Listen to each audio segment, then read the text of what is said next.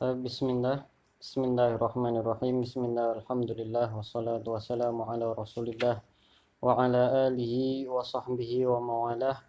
Fanawayna ta'alluma wa ta'lim wa tadakkura wa tadhkir wa naf'a wal intifa' wal ifadata wal istifadah wal hatha ala tamassuki bi kitabillahi wa sunnati rasulillahi sallallahu alaihi wa alihi wa sallam wa du'a ilal huda wa tilalata ala al khair ibtigha'a wajhillahi wa qurbihi wa thawabih. Ya Fattahu ya Alim, ya Fattahu ya Alim, ya Fattahu ya Alim, iftah alaina fathan qariban ya arhamar rahimin. Rabbi syrah li sadri wa yassir li amri wahlul 'uqdatam min lisani yafqahu qawli. Rabbi zidni ilma warzuqni fahma, amin. Amma ba'd. Insyaallah pada kesempatan kali ini kita akan melanjutkan pembahasan kita terhadap kitab Fathul Qorib atau syarah Al-Imam Ibnu Qasim ala matnil Imam Abi Suja'. Sebelum ini kita telah menyelesaikan fasal yang pertama. Fasal yang pertama yaitu fasal yang berbicara berkaitan dengan air. Fasal yang berbicara yang berkaitan dengan air. Kita di awal majelis sudah menjelaskan bahwasanya dalam pembahasan Toharoh ini atau dalam pembahasan kitab Toharoh ini, Toharoh itu di dalam kitab Toharoh itu ada yang namanya makosid, makosidut Toharoh, yaitu poin-poin utama atau masalah-masalah utama yang dibahas di dalam bersuci, atau dia adalah bentuk-bentuk atau sarana-sarana bersuci. Oke, yang mana itu adalah wudu, kemudian tayamum, kemudian mandi, dan kemudian juga ad-dibagh. Nah, kemudian di sana juga ada wasail. Nah, jadi kita sampai sekarang belum berbicara satupun dari dari maqasidut thaharah itu, ya kan?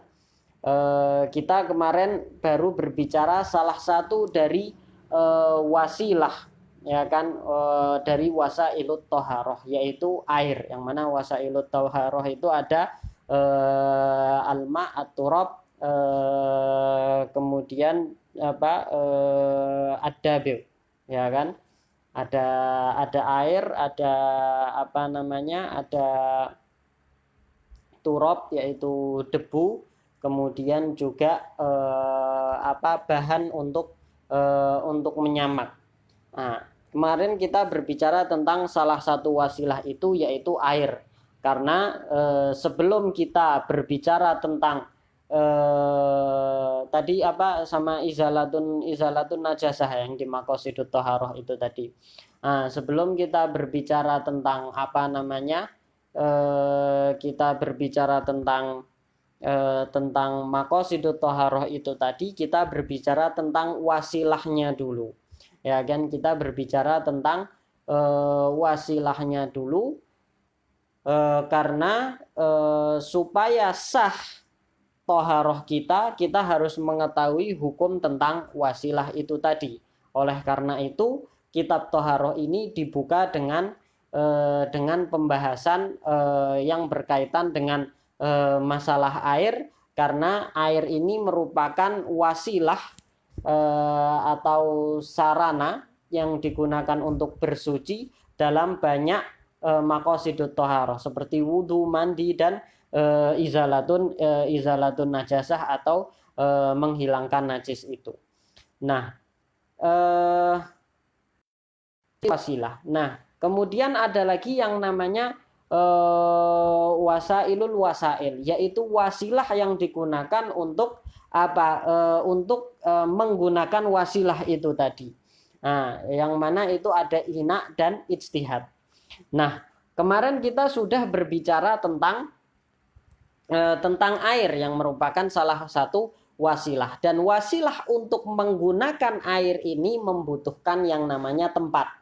ya kan, membutuhkan yang namanya tempat, ya kan, karena air itu dia pasti ada di suatu tempat, ya kan, yang biasanya tempat itu yang kita gunakan wudhu itu adalah tempat yang memang kita sediakan air tersebut untuk berwudhu.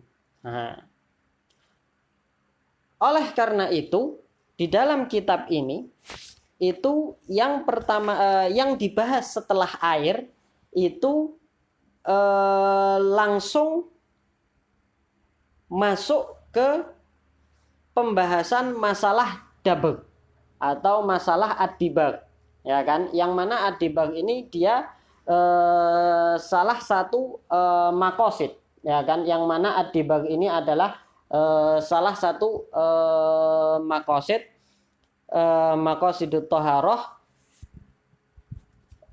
tetapi kenapa diletakkan di awal, sedangkan ad-dibag ini dia bukan thaharah yang selalu digunakan, bukan thaharah yang selalu digunakan atau bukan yang selalu digunakan oleh khalayak ramai, gitu kan. Kenapa yang dibahas dibag dulu, padahal itu adalah masalah yang jarang, khususnya di masa kini, yang jarang dipakai orang. Kenapa tidak membahas wudhu dulu?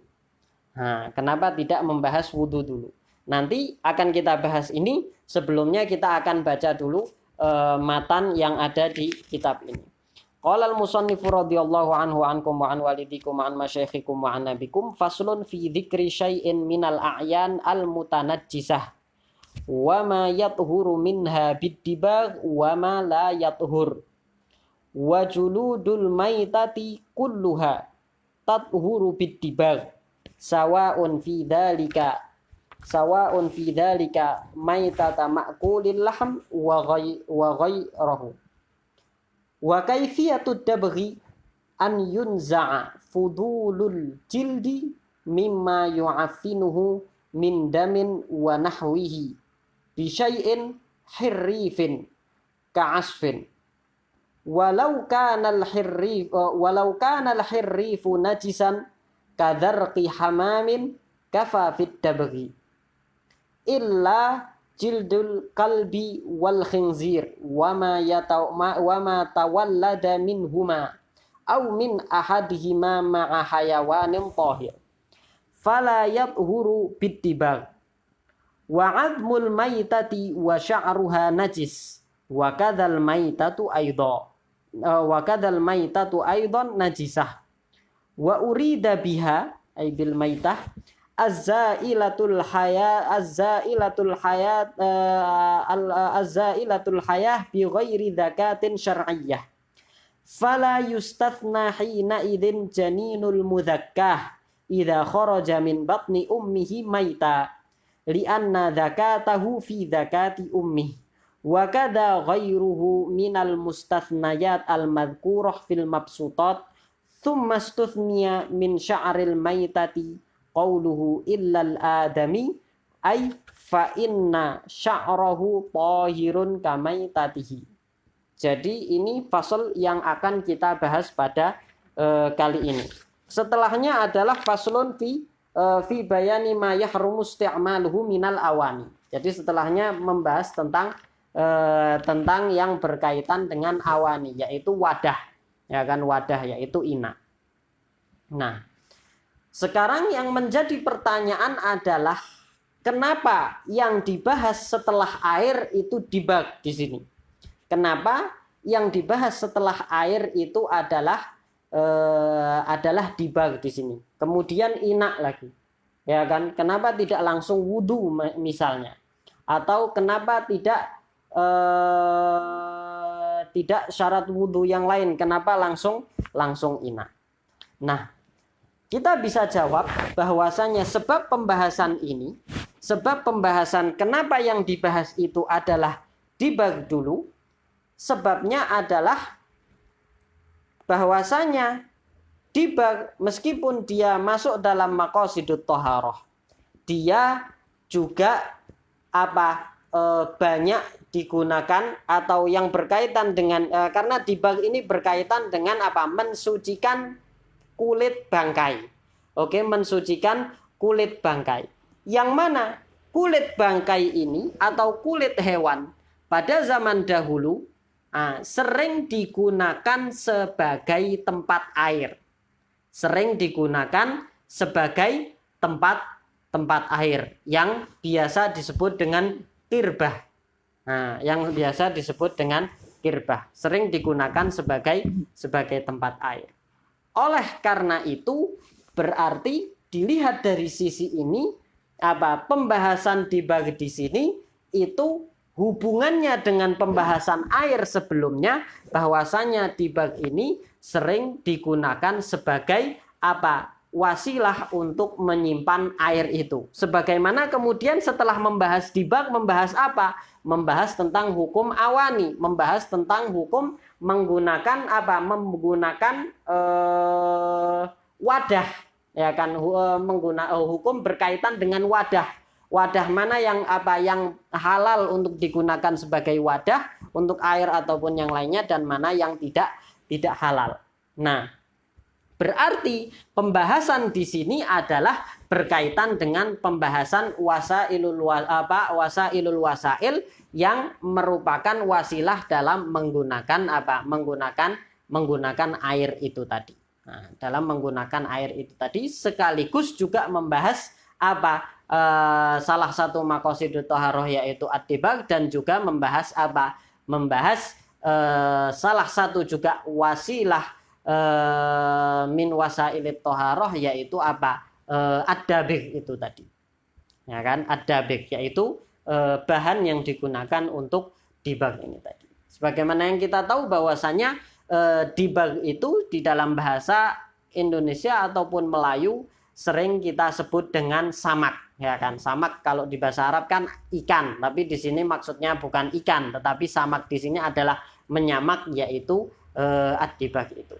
Jadi itu adalah jadi itu yang dapat kita pahami kenapa kok sekarang yang dibahas itu dibag, bukan bab-bab yang lainnya. Nah, jadi seperti itu. Langsung kita masuk ke pembahasan matan. Oke, dikatakan di sini faslun fi dzikri syai'in. Faslun fi dzikri syai'in minal a'yan al mutanajjisah. Oke. Dalam ibarah ini kita ingin mengomentari pertama, dikatakan di sini faslun fi dzikri syai'in.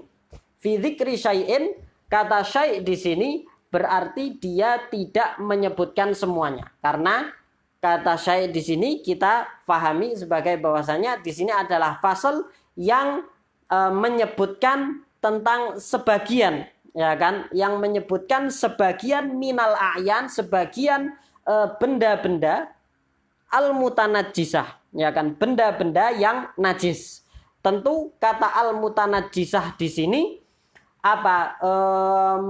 menyebabkan kita memahami bahwasanya di sini adalah sebagaimana yang kita pelajari sebelumnya, kita membedakan antara najis dan mutanajis. Kita membedakan antara antara najis dan mutanajis. Kalau najis itu memang zatnya dia itu najis, zatnya barang itu najis, ya kan. Tapi kalau mutanajis itu kalau mutanajis itu zat barangnya itu sebenarnya tidak najis, ya kan. Zat barangnya itu sebenarnya tidak najis karena dia bersentuhan dengan barang yang zatnya itu najis dengan dengan perantara kelembapan atau basah-basah, sehingga sifat najisnya itu berpindah ke benda yang sebenarnya suci ini, sehingga benda ini dikatakan mutanajis atau terkena najis. Oke? Nah, dikatakan mutanajis. Kalau najis itu benda yang memang dia zatnya itu najis. Benda yang memang zatnya itu najis. Nah, kata al-mutanajjisah di sini. Kata al-mutanajjisah di sini difahami bahwasanya yang akan dibahas di sini adalah benda yang sebenarnya dia suci. Kemudian apa? Kemudian terkena benda najis sehingga apa? Sehingga apa? Sifat najisnya benda tersebut berpindah. Ya kan? Berpindah sehingga apa? Sehingga benda di sini hukumnya apa? Terkena najis. Nah, sedangkan yang akan kita bahas di sini adalah kulit bangkai atau bangkai itu sendiri, ya kan? Sedangkan yang akan kita bahas di sini adalah bangkai. Dan kita semua tahu bahwasanya apa? Bahwasanya bangkai itu zatnya najis. Nah, zatnya apa? Zatnya najis. Dia bukan benda yang suci kemudian terkena najis kemudian menjadi apa? Berpindah sifat najisnya sehingga terkena najis, perlu disucikan. Tetapi bangkai di sini adalah mutanajis. Makanya Imam Bajuri di sini mengatakan apa? Mengatakan sebaiknya apa? Sebaiknya menggunakan lafat apa? Menggunakan lafat al-a'yan an najisah. Oke. Tapi di sini ada udzur atau ada alasan yang bisa kita fahami mengapa pensyarah di sini atau syarih di sini itu menggunakan kata al-mutanajjisah. Alasannya adalah ya kan? Alasannya adalah karena sebenarnya bangkai ini itu tadinya suci. Ya kan? Bangkai ini itu tadinya suci. Kulit bangkai itu tadinya suci. Kemudian ya kan ketika hidup kan semua hewan suci kecuali anjing dan kecuali anjing dan babi. Nah, kemudian dia menjadi najis karena apa? Karena mati. Ya kan? Karena mati ya kan kemudian dia menjadi najis, menjadi bangkai. Ya kan? Nah, menjadi bangkai. Ketika dia menjadi bangkai berarti apa? Dia menjadi najis. Kemudian apabila didibak, apabila disamak, kemudian dia akan menjadi suci lagi. Seakan-akan dia sama seperti benda yang sebenarnya suci, karena terkena benda najis, dia menjadi terkena najis yang dapat disucikan. Nah, itu salah satu udzur yang bisa kita kemungkinan dimaksudkan oleh penulis syarah di sini. Ya kan, kenapa menggunakan kata al-a'yan al-mutanajjisah. Nah, tentu di sini tadi sebagaimana yang kita jelaskan bahwasannya yang akan dibahas dari a'yan najisah atau benda-benda yang najis itu tidak semuanya, tetapi hanya sebagian. Sebagaimana yang dikatakan di sini fi dzikri syai'in, yaitu sebagian saja yang akan dibahas minal a'yan al-mutanajjisah. Wa ma yathuru minha bid-dibagh wa ma la yathur. Maka pembahasannya di sini adalah ad-dibagh itu sendiri. Pembahasannya di sini adalah ad-dibagh, yaitu menyamak itu sendiri. Ya kan? Dan yang akan dibahas di sini di antara hukum yang berkaitan dengan dibagh atau athar dibagh itu sendiri. Dan bagian mana dari bangkai yang dia dapat menjadi suci dengan didibagh, dan bagian mana yang tidak dapat menjadi suci dengan didibagh. Itu yang akan dibahas di dalam ini. Demikian juga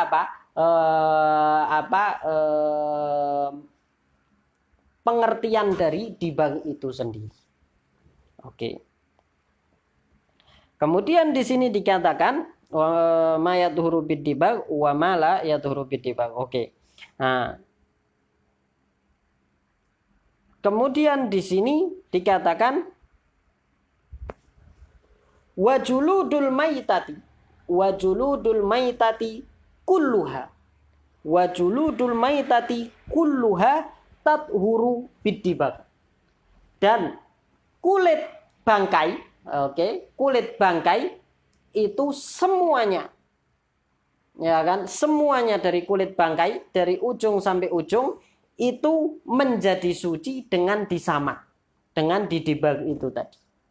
Oke. Apa maksud semuanya? Para ulama mengatakan maksud dari semuanya itu adalah zahiron wa batinan. Yaitu zahir dan batin kulit itu, zahir dan batin kulit itu menjadi suci dengan didibang. Oke, menjadi suci dengan didibang. Nah, pertanyaannya kemudian adalah apa maksud zahir dan batin ini tadi? Apa maksud dari zahir dan batin dari kulit? Nah, di sini terjadi perbedaan antara ulama maksud dari zahir dan batin itu tadi. Nah, perbedaannya antara siapa dengan siapa? Perbedaannya dengan tentu antara dua ulama, tapi kita selalu menyebutkan imam antara dua kelompok ulama ya, tapi selalu kita menyebutkan antara Imam Romli dan Imam Ibnu Hajar karena keduanya lah yang menjadi tonggak mu'tamad madhab, artinya menjadi corong atau menjadi orang yang paling kuat dalam menentukan, ya kan, orang yang pendapatnya paling kuat dalam menentukan mana yang mu'tamad di dalam madhab. Nah, meskipun sebenarnya yang menyuarakan pendapat tersebut bukan mereka sendiri atau bahkan mereka itu sebenarnya menukil, ya kan, hanya mentarjih, hanya menentukan mana pendapat yang lebih rojih. Oke. Nah, pendapat di sini mafhum zahir dan batin di dalam kulit. Yang dimaksud zahir dan batinnya itu suci apa? Ya kan, zahir dan batinnya itu suci apa?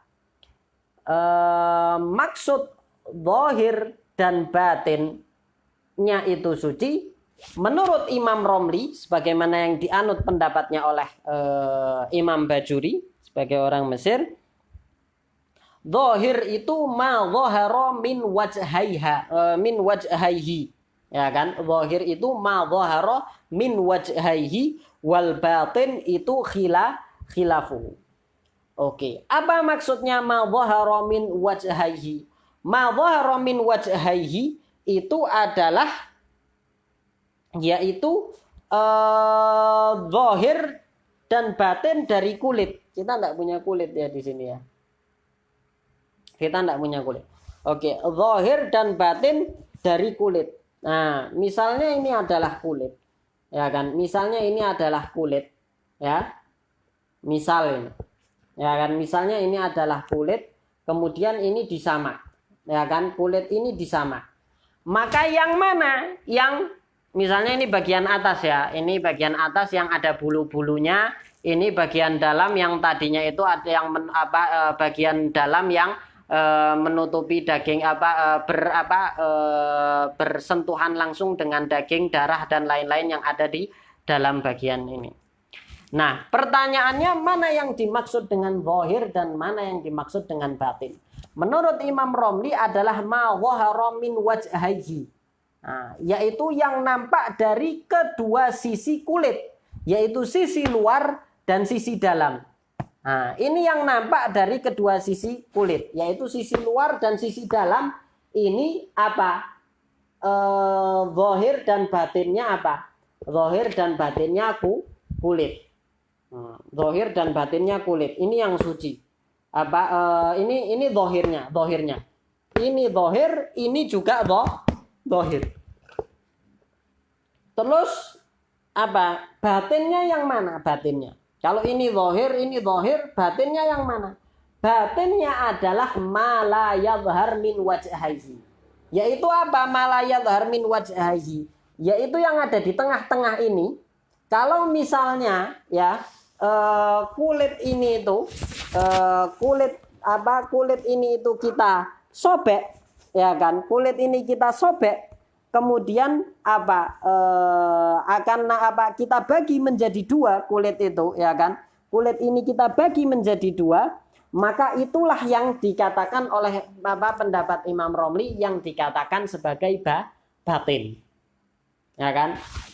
Yang pendapat Imam Romli yang dikatakan sebagai batin. Itu menurut Imam Romli. Adapun menurut Imam Ibnu Hajar, itu zahir itu malaqad dabir. Ya kan? Malaqad dabir. Sedangkan batin itu malam yulaqihi. Ya kan? Malaqad dabir dan batin itu adalah malam yulaqihi. Nah. Maka zahir dan batin menurut Imam Ibnu Hajar itu juga bukan bukan yang ini zahir, yang ini batin, yang ada kulit, yang ada bulunya itu zahir, kemudian yang dibaliknya itu adalah batin, bukan itu juga. Zahir dan batin menurut Imam Ibnu Hajar itu adalah yang terkena ad-dabir, yaitu yang terkena oleh bahan yang digunakan untuk menyamak dari kulit itu, ya kan? Bahan yang bagian yang terkena dari kulit itu terkena terkena bahan yang digunakan untuk menyamak, maka itu adalah zahir, ya kan? Dan bagian yang tidak terkena bahan yang digunakan untuk menyamak itu adalah batin menurut Imam Ibnu Hajar. Artinya apa? Artinya mungkin setelah semuanya misalnya diberi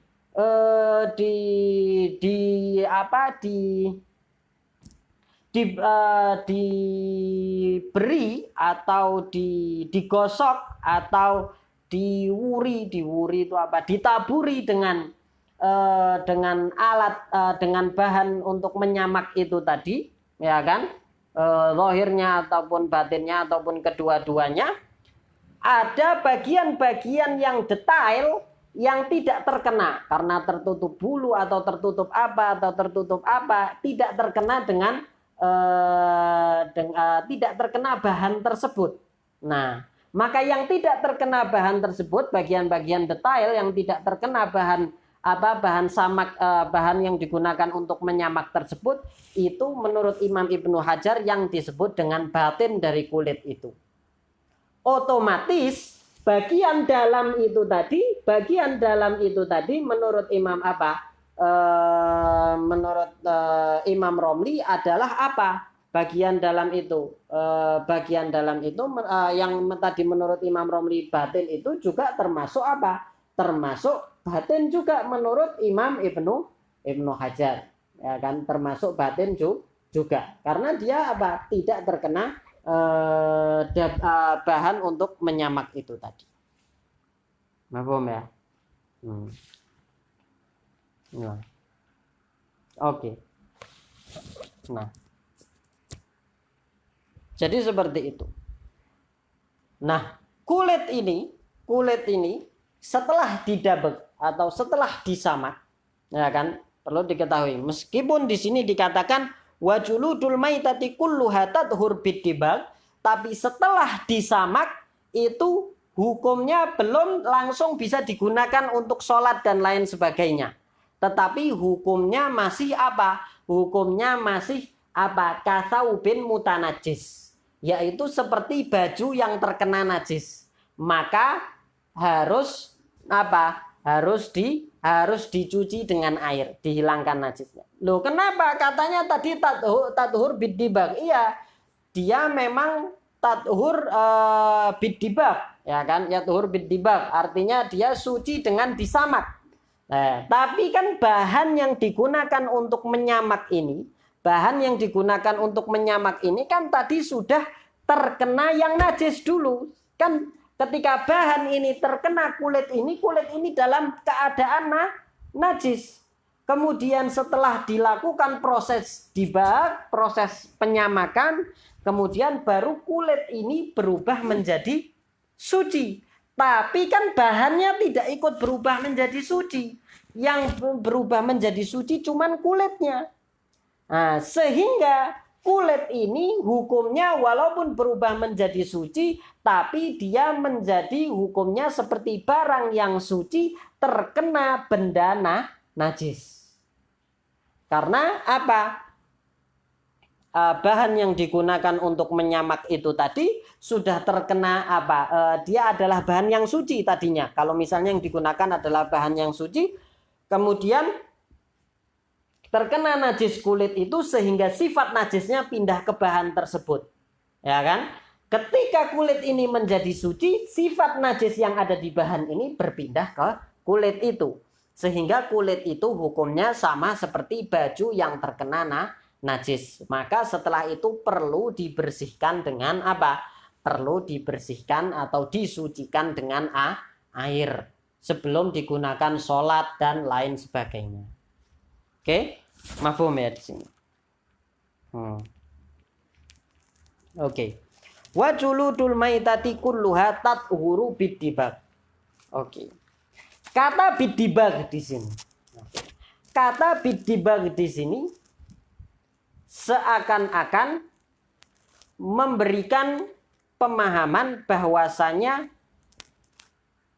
proses penyamakan ini harus bifi'li fa'il, yaitu harus dilakukan oleh seseorang. Harus ada unsur kesengajaan. Ya kan? Harus ada unsur kesengajaan.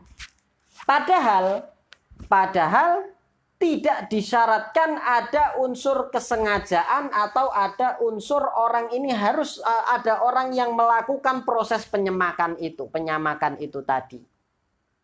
Nah, maka di sini apa sebenarnya artinya apa? Artinya apa? Tidak harus ada unsur kesengajaan atau ada unsur ada proses langsung, ada orang yang melakukan proses penyamakan tersebut. Artinya gini, kalau misalnya ada kulit, ya kan? Misalnya ada kulit, ya kan? Ada kulit jatuh ke dalam tempat yang di dalamnya ada apa? Ada bahan yang digunakan untuk dibag ini tadi. Ya kan, untuk menyamak. Sehingga kulit tersebut secara tidak sengaja tersamak. Ya kan? Indabag artinya tersamak kulit tersebut tanpa ada yang melakukan.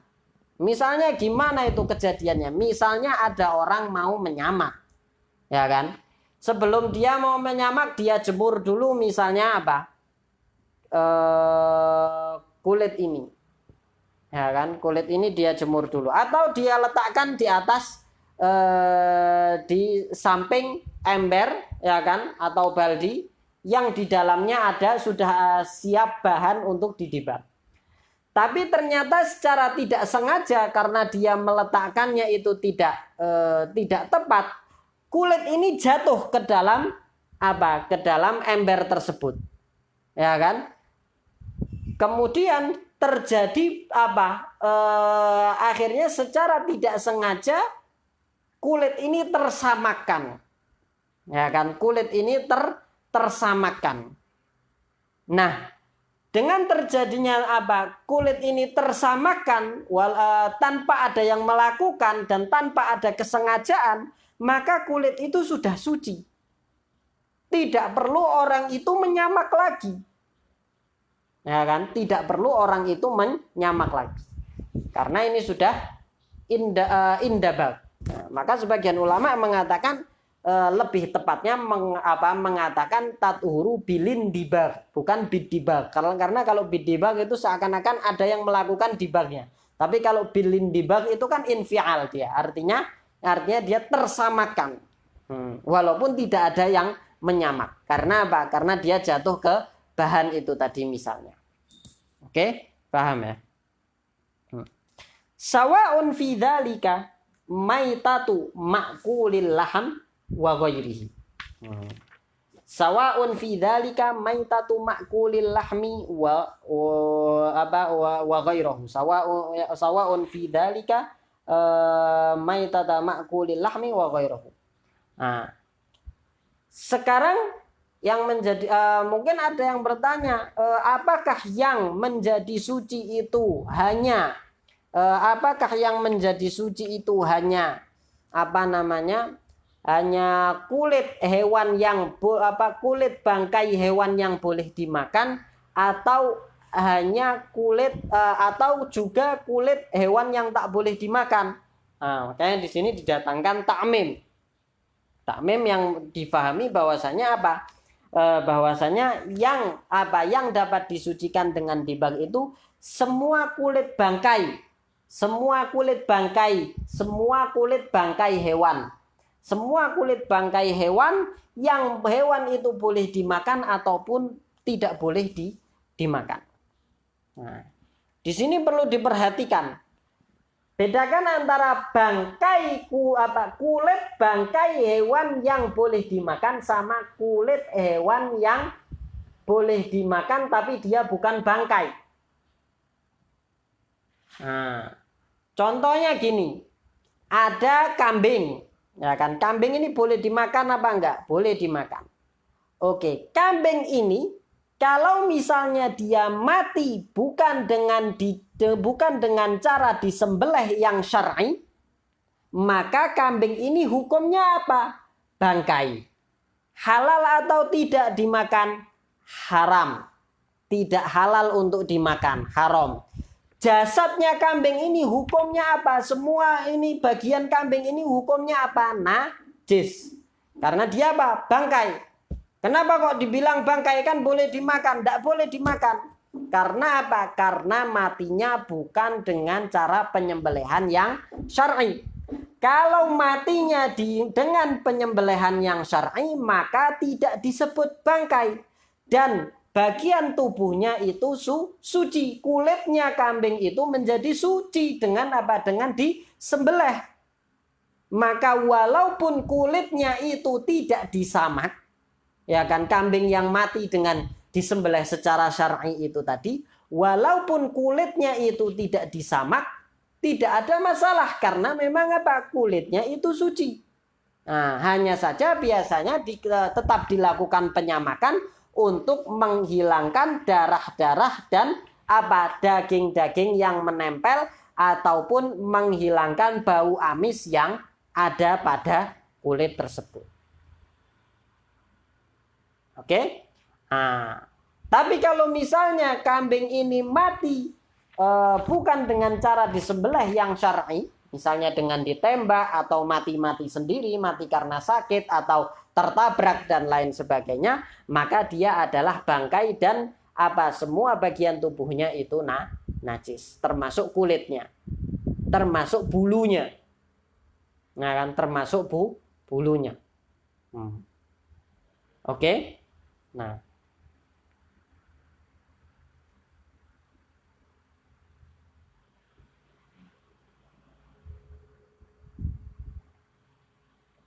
kemudian dikatakan di sini, sawaun fi dzalika maitatu ma'kulil laham. Ma'kulil laham tadi seperti apa? Yang hewan yang dimakan, hewan yang dagingnya dimakan itu seperti kambing, sapi dan lain sebagainya. Wa ghairahu seperti apa? Selain itu yang tidak dimakan seperti keledai, kemudian singa, harimau dan lain sebagainya, itu juga semuanya apabila disamak kulitnya menjadi suci. Oke. Kemudian masuk ke pembahasan wa kaifiyatud dabghi. Wa kaifiyatud dabghi. Kata kaifiyah di sini seakan-akan dia penulis di sini ingin mengajarkan kita bagaimana cara menyamak, ya kan? Bagaimana cara menyamak. Tapi sebenarnya di sini bukan mengajarkan bagaimana cara menyamak, tapi memberikan pemahaman. Apa sih pemahaman dari menyamak itu atau tersamakkan itu tadi? Atau samak itu pemahamannya seperti apa yang dapat merubah kulit yang tadinya itu najis menjadi suci. Itu seperti apa? Seperti apa dobitnya? Seperti apa patokannya bahwasanya ini proses penyamakan yang seperti ini itu yang menjadikan kulit bangkai itu menjadi suci, dan apabila tidak seperti ini maka tidak menjadi suci. Jadi ada patokan di situ. Tentu ada di sana ada perkembangan-perkembangan dalam proses proses atau cara penyamakan mengikuti perkembangan zaman, ya kan? Tapi di sini yang dibahas adalah bagaimana atau apa patokan yang menjadikan proses penyamakan itu menjadikan kulit ini menjadi suci dan tidak, ya kan? Kulit bangkai ini menjadi suci dan tidak. Nah, maka di sini sebenarnya maksudud dabak, yaitu maksud dari penyamakan itu apa atau samak itu apa? Dikatakan di sini an yunza'a fudulul jildi, ya kan? An yunza'a fudulul jildi mimma yu'affinuhu min damin wa nahwi. Jadi dabag itu atau samak itu adalah menghilangkan fudulul jildi. Apa itu fudulul jildi? Yaitu hal-hal lain yang bukan kulit yang menempel di kulit. Hal-hal lain yang bukan kulit yang menempel di kulit. Seperti apa di sini? Seperti min damin wa nahwihi, seperti darah-darah, seperti gajih-gajih, seperti lemak-lemak, seperti daging-daging yang masih menempel di kulit tersebut, yang dapat menyebabkan kulit tersebut menjadi rusak ataupun basi ataupun menjadi menjadi amis atau menjadi apek, baunya menjadi bau bangkai atau bau tidak sedap, ya kan? Menjadikan bau tidak sedap seperti darah, ya kan? Darah kalau ditinggalkan lama di kulit akan menyebabkan, dan itu akan merusak kulit juga karena akan menimbulkan bakteri-bakteri, ya kan? Darah, daging, gajih dan lain sebagainya. Nah, jadi itu dihilangkan, ya kan? Yang bukan kulit itu tadi, yang menempel di kulit itu tadi dihilangkan, ya kan? Yang menjadi penyebab menjadi penyebab kulit ini rusak, menjadi penyebab kulit ini rusak dengan berbau amis ataupun menjadi busuk dan lain sebagainya, ya kan? Nah, proses penghilangan ini fudulul jildi ini bisyai'in hirrif. Nah, menggunakan sesuatu, ya kan, yang hirrif. Apa itu hirrif?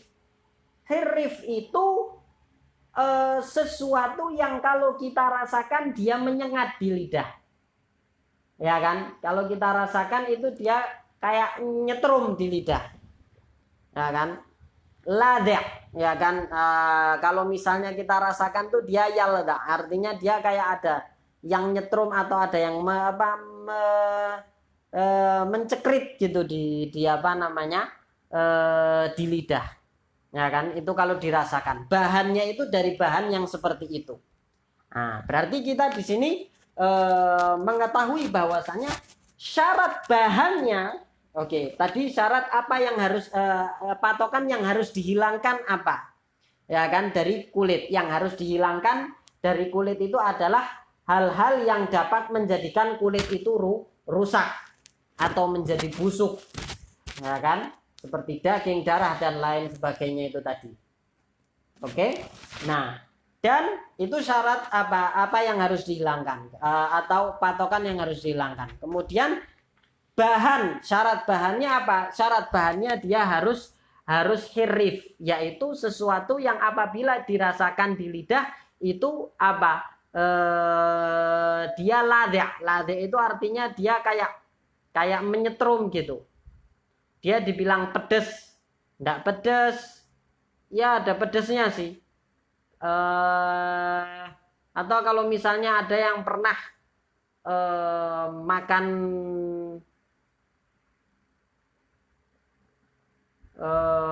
makan semut, mungkin makan semut. Ya kalau misalnya ada yang pernah makan semut tuh rasanya kayak gitu. Biasanya kalau minum kemudian atau makan sesuatu yang kita tidak sadar ada semutnya, itu nanti terasa di lidah itu ladha. Atau misalnya ada yang pernah menjilat baterai, rasanya seperti itu. Kayak menjilat baterai itu nanti ada rasa seperti ada kayak setruman seperti itu. Nah itu namanya ladha.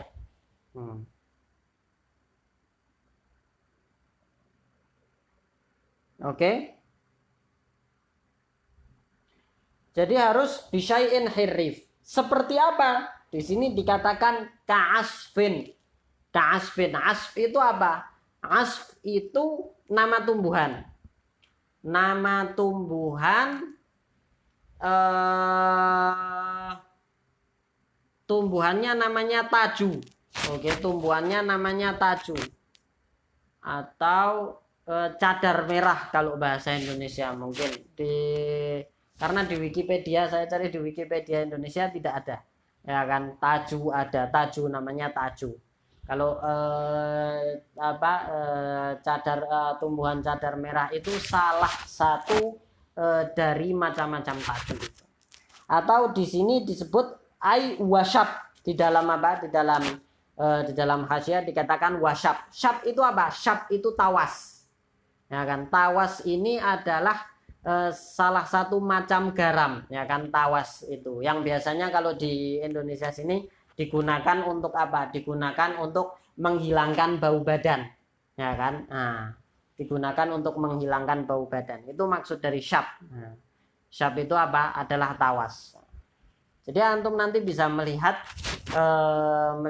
apa namanya proses dabag ini di YouTube. Di sana ada orang-orang Mesir liputan yang meliput bagaimana proses dabag di Mesir itu tadi.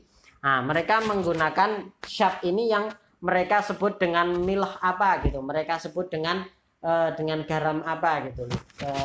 Ana lupa, yang jelas itu adalah tawas. Ya kan, warnanya putih. Nanti kalian lihat di sana bagaimana proses apa namanya proses dabag itu tadi. Oke? Atau juga bisa menggunakan apa?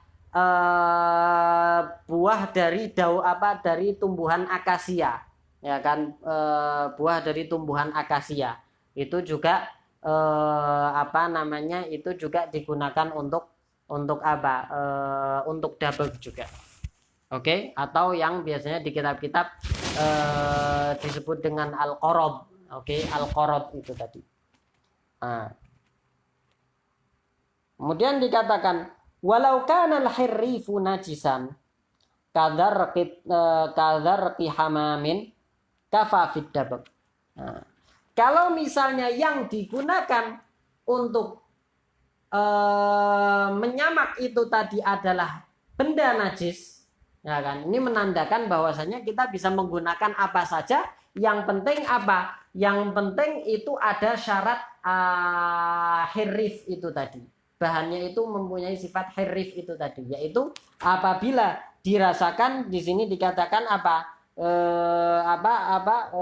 Kalau misalnya dirasakan di lidah itu ladha afil lisan inda dau'i.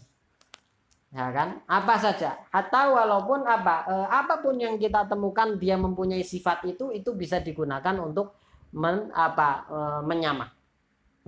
Tapi tentu dengan syarat itu tadi, harus bisa untuk menghilangkan yang tadi itu tadi. Karena mungkin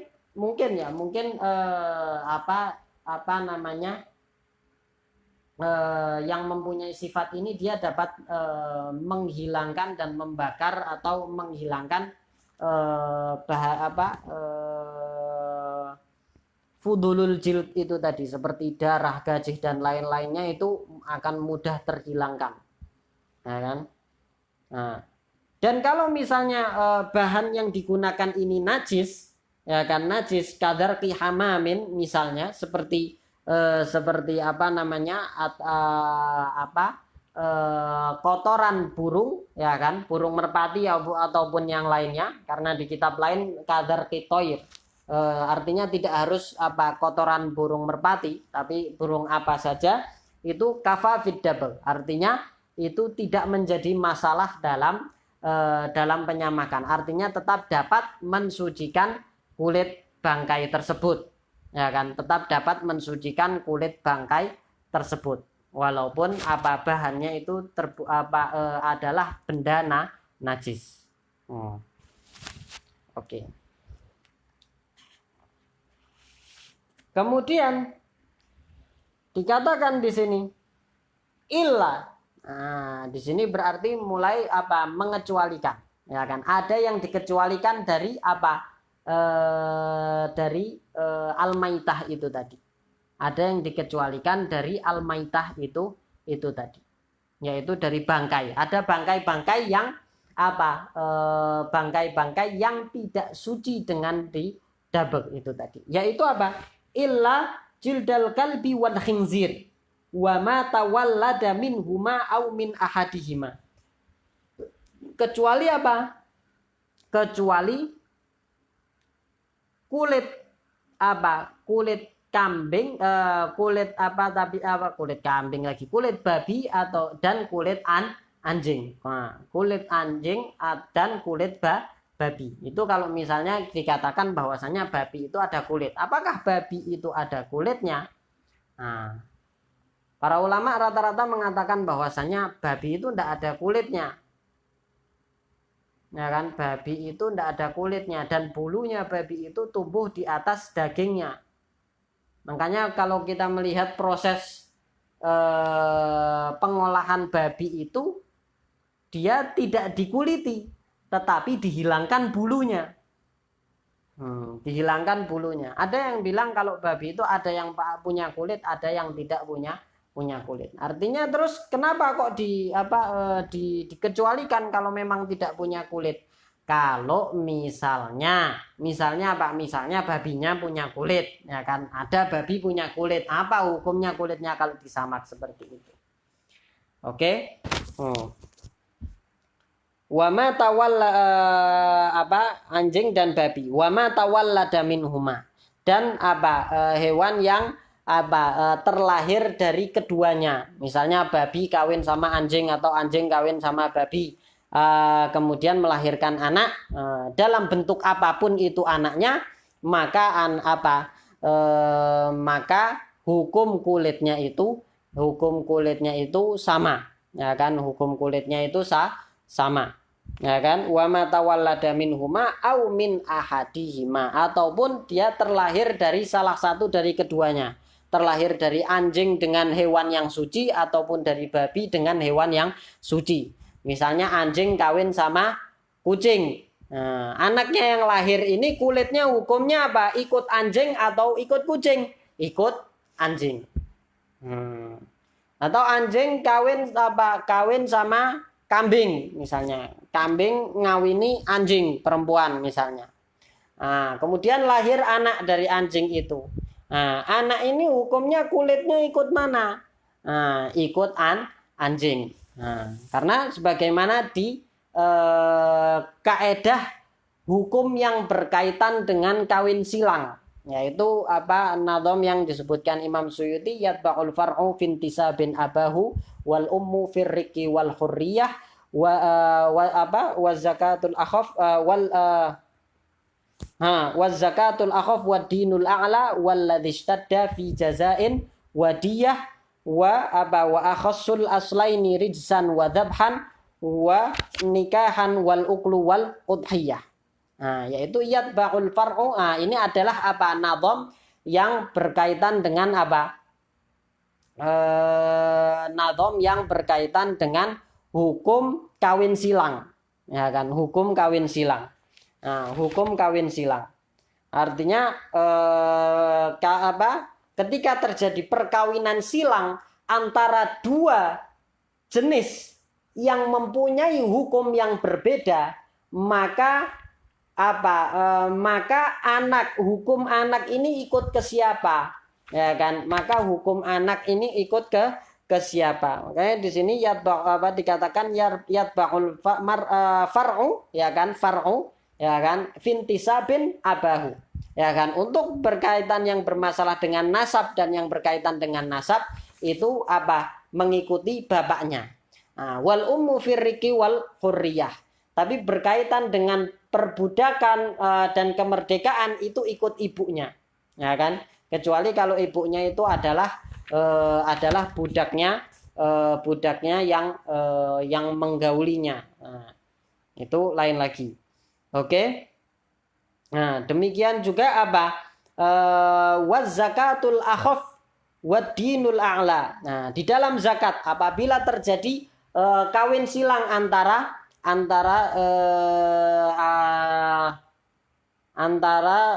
dua jenis, yang satu hukum zakatnya lain, yang satu hukum zakatnya lain, atau yang satu ada zakatnya, yang satu tidak ada zakatnya. Nah, misalnya misalnya sapi kawin sama kambing. Oke. Nah, sapi kawin sama kambing. Sapi kawin sama kambing punya anak. Oke, anak-anaknya sapi sama kambing ini ketika misalnya mencapai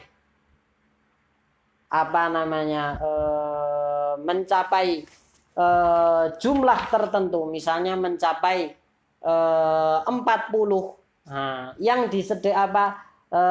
atau mencapai 30. Nah, mencapai 30 karena nisab paling bawahnya sapi kan 30, paling sedikit. Kalau kambing kan 40. Oke, misalnya 30.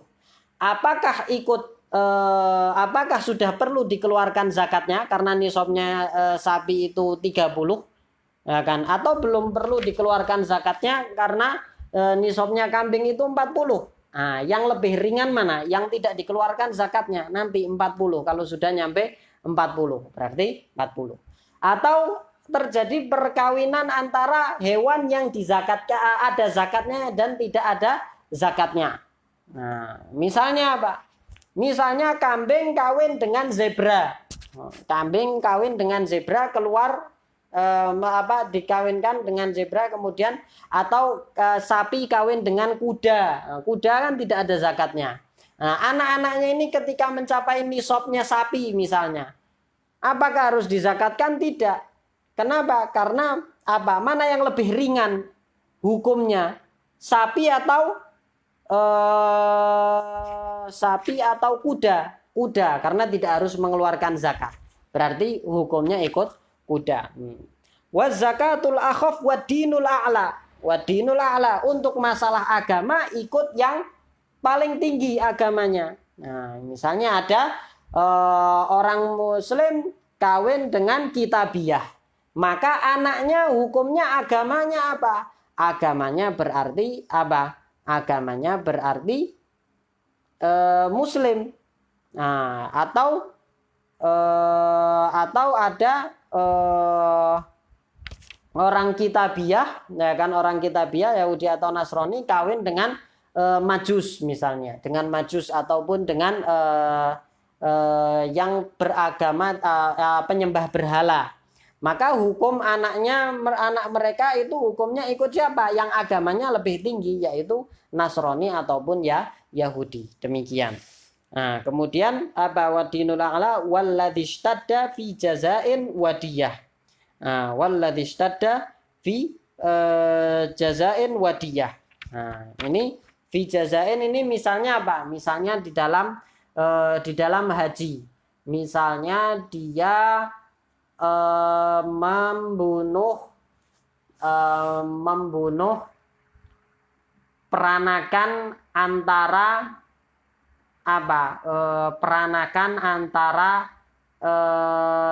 sapi liar, ya kan, peranakan antara sapi liar dan zebra. Oke. Nah, peranakan antara sapi liar dan zebra. Dia jazanya atau kafarohnya itu membayar sesuai dengan nilai sapi ataupun sesuai dengan nilai zebra.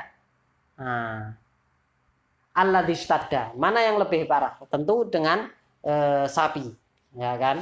Mana yang lebih parah ininya, lebih banyak dendanya, tentu sapi. Berarti ikut sapi.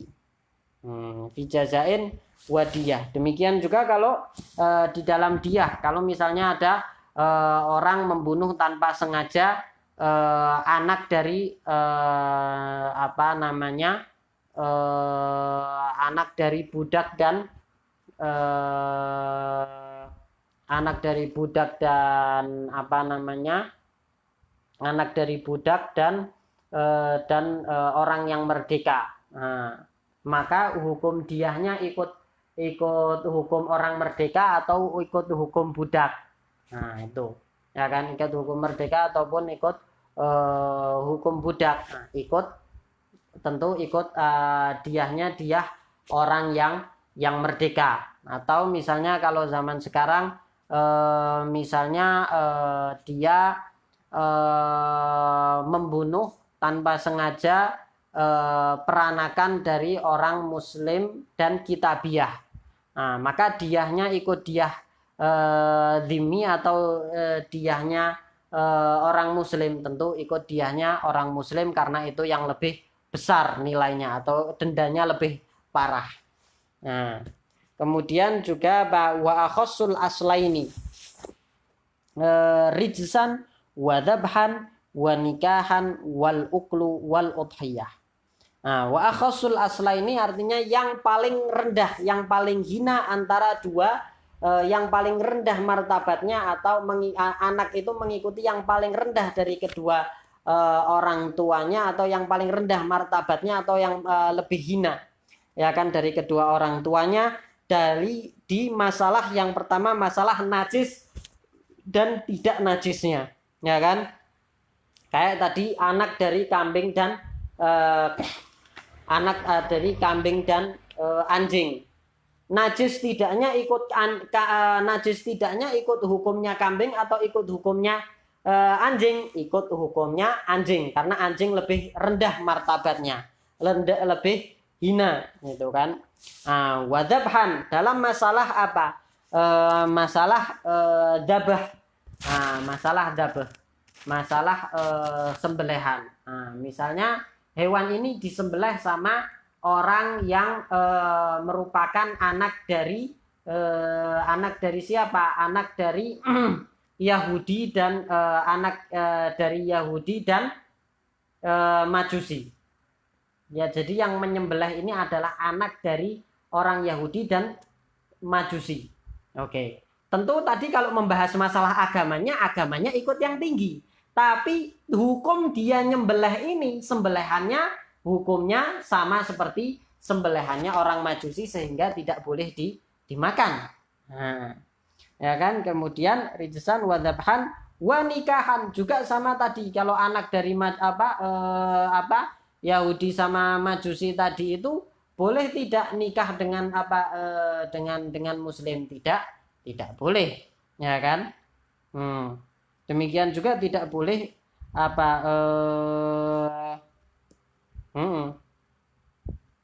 ya.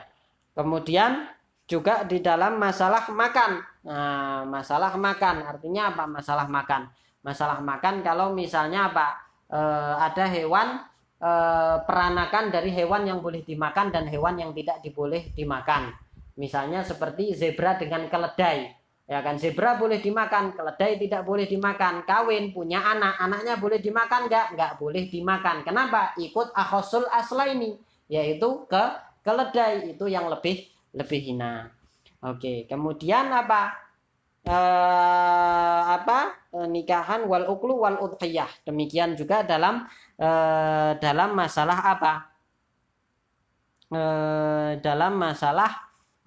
dalam masalah udhiyah. Udhiyah itu apa?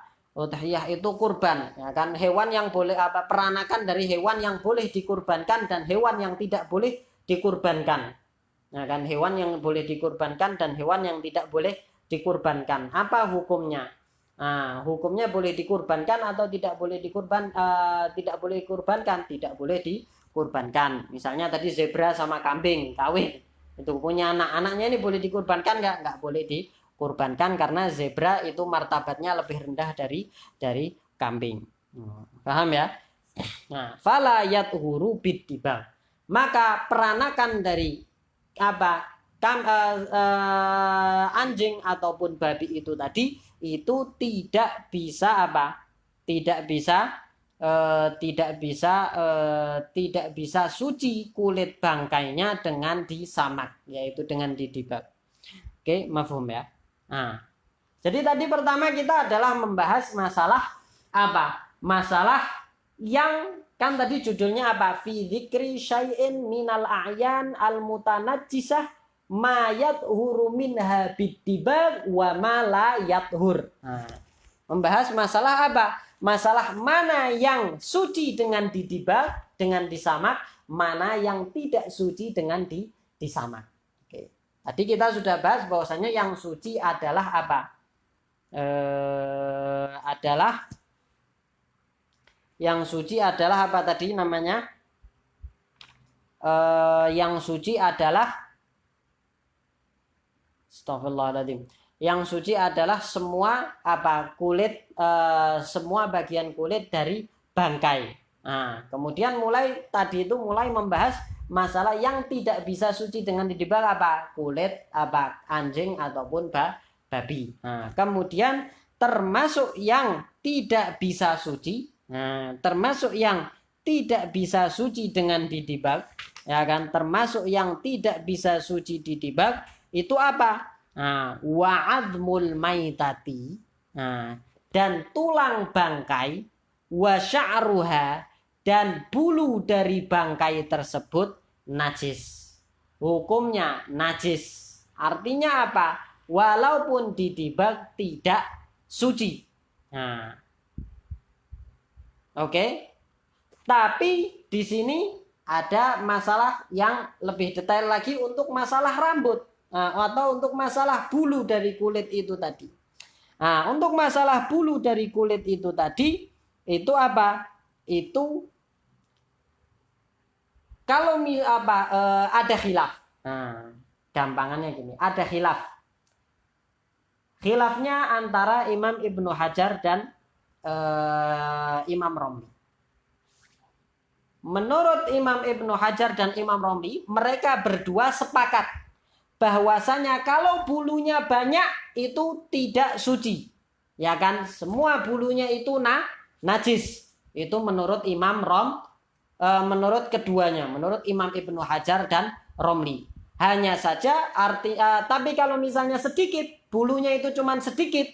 Nah, ketika bulunya ini cuma sedikit, khilaf antara Imam Ibnu Hajar apakah suci atau tidak bulunya. Nah, menurut Imam Romli tidak suci. Nah, menurut Imam Romli tidak suci. Menurut Imam Ibnu Hajar suci, ikut apa? Suci secara tabaiyah. Artinya dia suci ikut dengan hukum kulit. Nah, tapi menurut Imam Romli meskipun bulu yang tinggal sedikit itu tidak suci, tetapi hukumnya ma'fu. Hukumnya apa? Yu'fa anhu, artinya ma'fu. Artinya meskipun dihukumi najis, tetapi apa? Tetapi najis yang ma'fu. Artinya najis yang ma'fu ini walaupun dia itu najis tapi tidak tidak berlaku baginya hukum-hukum yang berkaitan dengan benda najis meskipun dia itu najis ma'fu. Nah, ini dua pendapat perbedaan antara Imam Romli dan Imam Ibnu Hajar. Tapi Imam Subki itu mempunyai pendapat lain. Imam Subki mengatakan apa? Mengatakan walaupun bulunya banyak, ya kan? Walaupun bulunya banyak, walaupun bulunya banyak tetap apa? Tetap suci. Artinya bulu itu ikut suci. Nah, bulu itu ikut suci. Makanya kalau biasanya kita kemana gitu, tentu ini sebentar. Tentu ini kapan? Tentu ini kita berbicara masalah kulit bangkai ya. Kita berbicara masalah kulit bangkai dan bulu bangkai, ya kan. Tapi kalau misalnya hewan dia adalah hewan yang bisa dimakan kemudian disembelih, ya kan. Dia disembelih dengan cara yang syar'i, maka bulunya suci. Berarti tidak ada pembahasan masalah hatta kulitnya suci, tidak perlu disamak juga tetap suci kulitnya.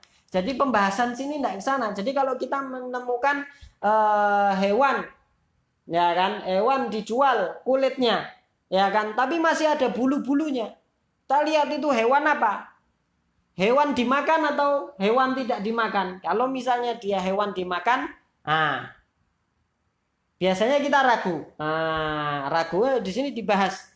Kalau misalnya kita ragu ini ada apakah hewan yang disembelih dengan syar'i atau hewan yang tidak disembelih dengan syar'i, tapi kita tahu ini dimakan, maka apa? Maka hukumnya apa? Al aslu itu adalah at-thaharah, yaitu hukumnya ini adalah suci. Oke. Jadi itu hukumnya apa? Hukumnya suci.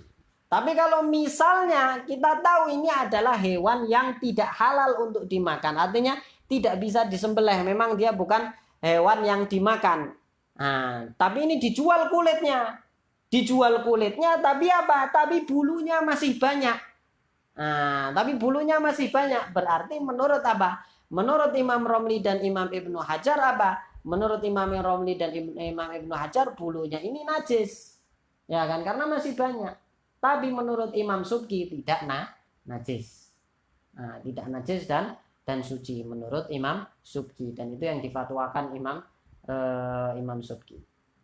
Oke.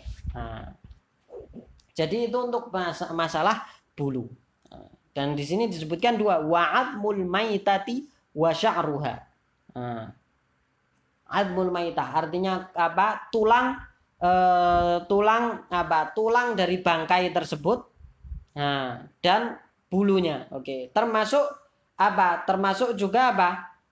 Termasuk tanduk, ya kan, taring, gigi, kuku, ya kan, telur, ya kan, telurnya, tapi telur yang yang bukan telur yang keras. Kalau telur yang sudah keras itu suci, ya. Itu semuanya semuanya najis selama itu dari bangkai. Makanya kalau misalnya ada orang menjual tasbih kok dari tasbih dari gading gajah, apa hukumnya? Hukumnya najis. Nanti berzikir pakai sesuatu yang najis, gitu, diterima zikirnya gitu, ya kan. Dan nggak bisa disucikan dengan apapun, itu bangkai, ya kan. Karena gajah itu nggak bisa disembelih, hatta disembelih pakai Bismillah Allahu Akbar tetap bangkai, karena bukan hewan yang dimakan, ya kan, bukan hewan yang dimakan.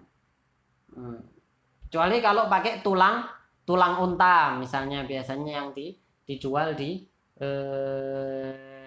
pasar-pasar di Khon-Khalili sana, tulang unta, itu suci karena unta adalah hewan yang disembelih, ya kan, dan biasanya disembelih dengan syar'i. Oke. Termasuk tulang itu, tulang lunak juga termasuk tulang. Dan tadi itu kalau misalnya kita ragu, kita ragu ini adalah bulu hewan yang disembelih dengan cara syar'i atau tidak disembelih dengan cara syar'i, maka hukumnya adalah al aslu at-thaharah. Berbeda dengan kalau misalnya ada daging. Kalau bulu, kulit itu tadi al aslunya at-thaharah karena biasanya disembelih dengan cara yang syar'i.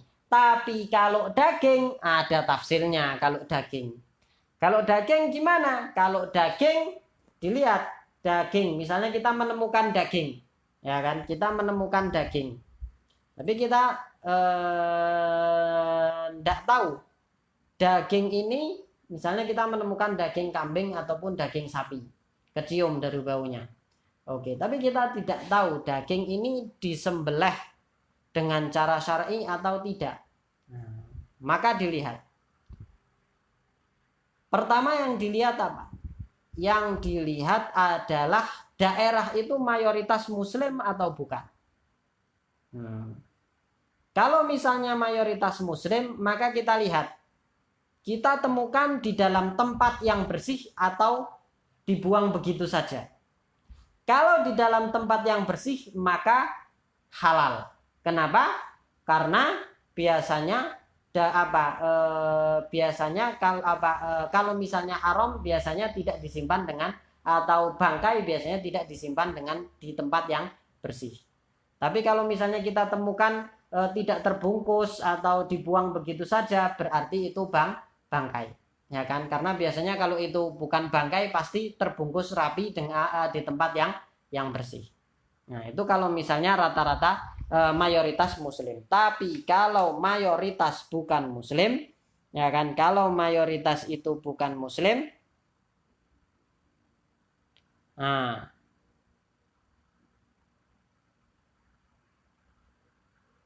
maka apa? Kalau mayoritas itu bukan muslim, maka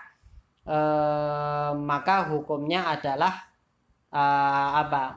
hukumnya adalah najis.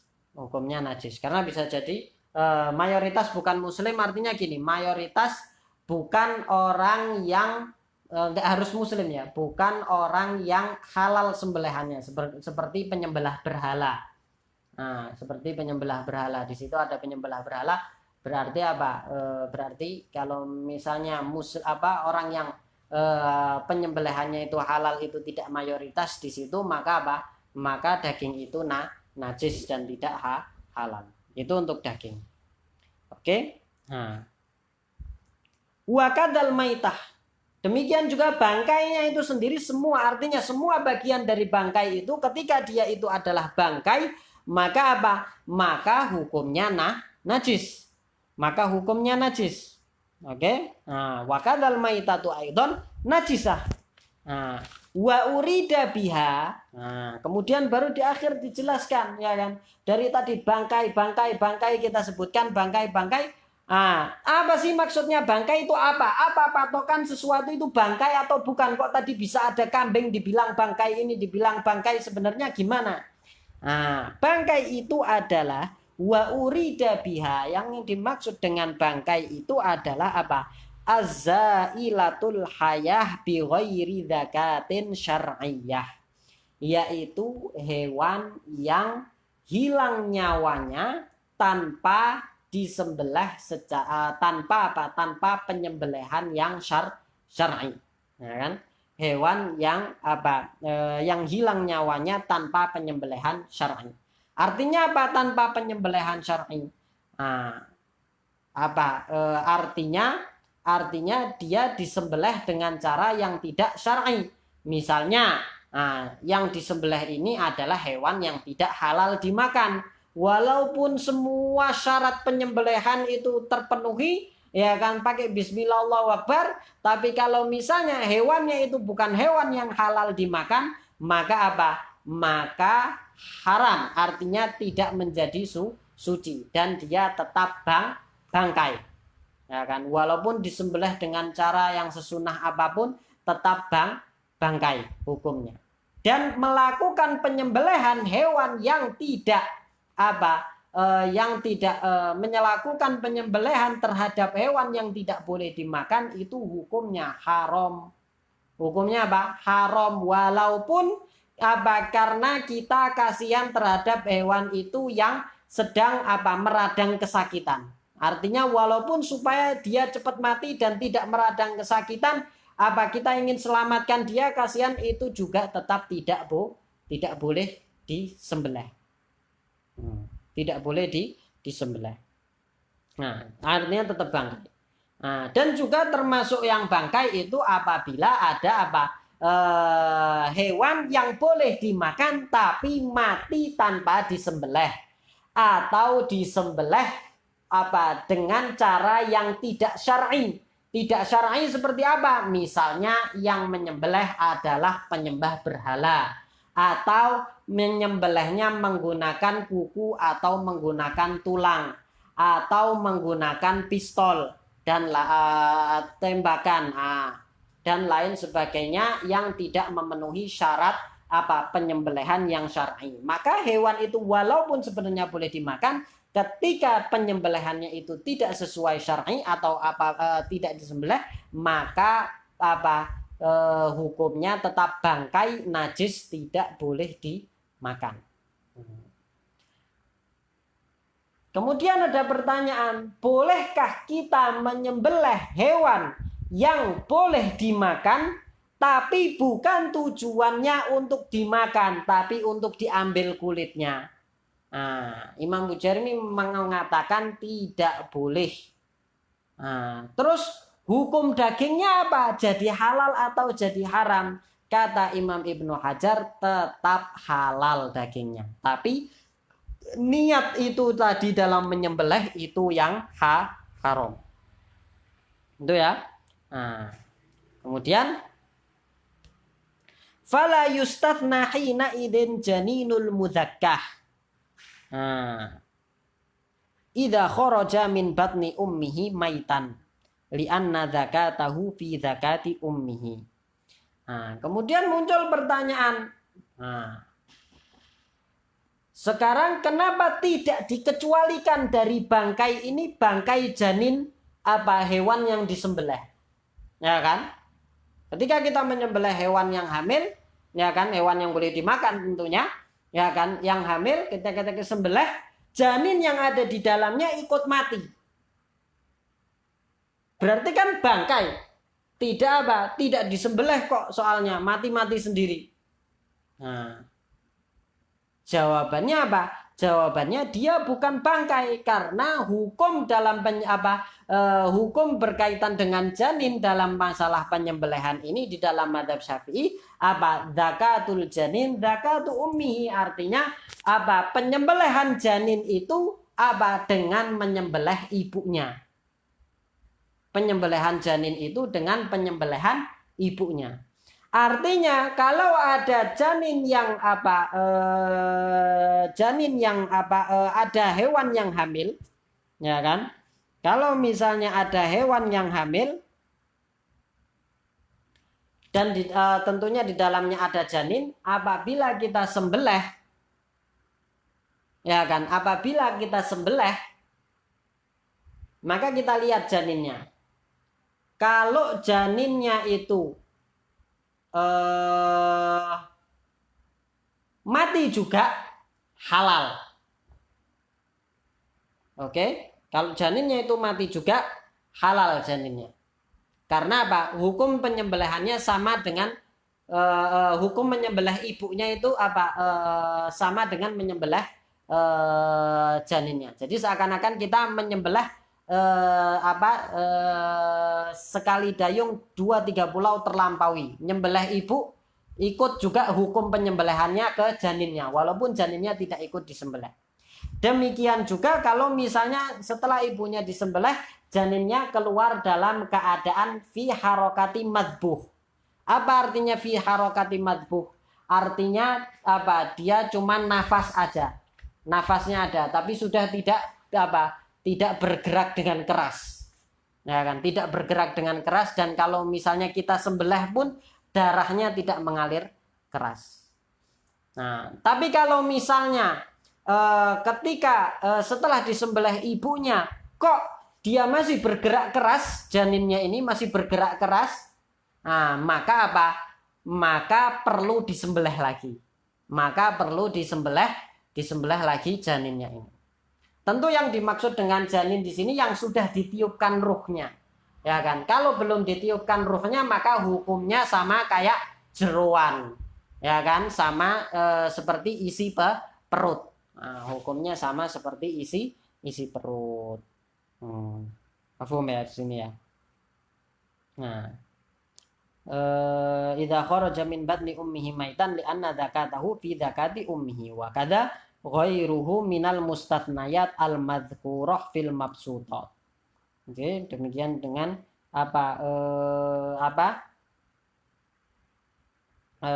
mustatna lain, ya kan? Seperti misalnya Seperti misalnya hewan yang dikecualikan juga hewan yang hewan jinak seperti unta yang kabur, ya kan, yang kabur sehingga dia kabur, susah ditangkap, susah untuk disembelih dengan benar, kemudian dibunuh dengan panah, ya kan, dibunuh dengan panah, maka itu walaupun dia tidak disembelih secara syar'i tetap dia halal.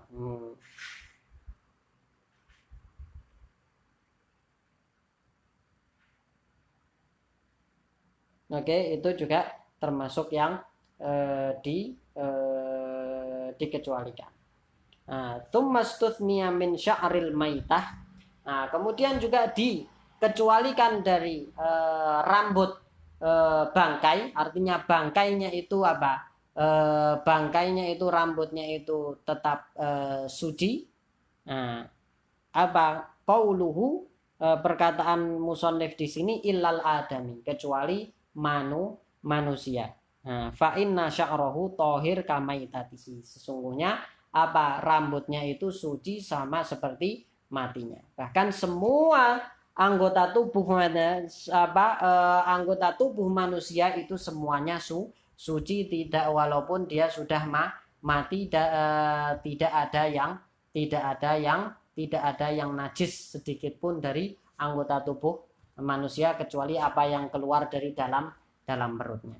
Nah, oke, termasuk yang sama hukumnya dengan manusia, yaitu ikan, kemudian belalang, manusia, jin dan malaikat. Oke, kira-kira itu. Wallahu a'lam, wa sallallahu ala sayyidina Muhammadin wa ala alihi wa sahbihi wa sallam, wal afu minkum.